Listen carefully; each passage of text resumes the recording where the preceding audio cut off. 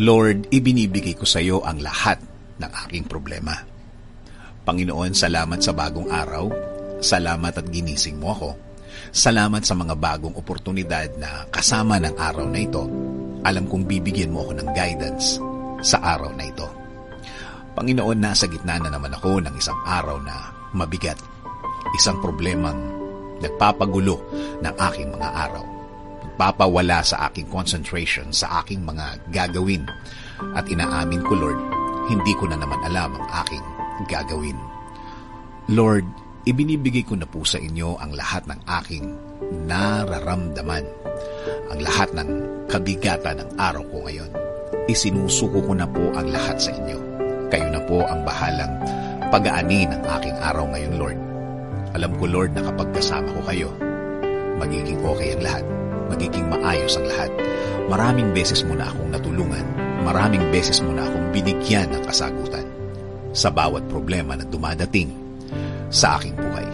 Bigyan mo ako ng direksyon ang aking araw ngayon, Lord. Ilagay mo po sa aking buhay ngayon ang mga kasagutan sa aking problema. Ilagay mo po sa aking buhay ang mga tamang tao na magdadala sa akin sa tamang sitwasyon. Ibigay mo sa akin ang mga tamang oportunidad. Ibigay mo sa akin ang mga bagay na sasagot at magbibigay solusyon sa aking araw. Lagyan mo ng mga tamang impluwensya ang aking buhay.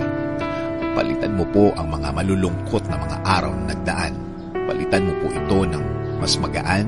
Lagyan mo ng peace, kapayapaan, katahimikan ng aking puso at isipan ngayon, Lord. Salamat. Salamat, Lord, dahil alam ko hindi ako mabibigo sa aking mga hinihiling sa inyo, Lord. Alam kong sasagot ka sa aking mga kahilingan sa iyo, Lord. Tulad ng dati, alam kong magbabago na ang aking sitwasyon ngayon. Sa iyo at sa iyo na lang ako magfo-focus at hindi na sa aking sarili. Hindi na sa aking kakayahan. Hindi na sa sarili kong mga ideas. Gusto ko pong kumunik sa inyo. Alam ko po, Lord, na ang buhay na kasama ka at buhay na tama at tahimik palagi. Ikaw na po ang bahala sa aking pamilya din, Panginoon.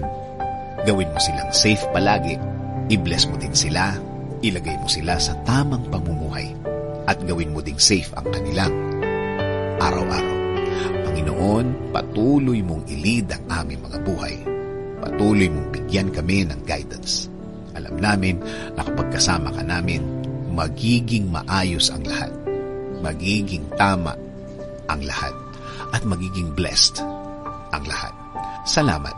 Salamat, Lord, dahil pwede ka naming asahan sa lahat ng pagkakataon, sa lahat ng mga pangyayari.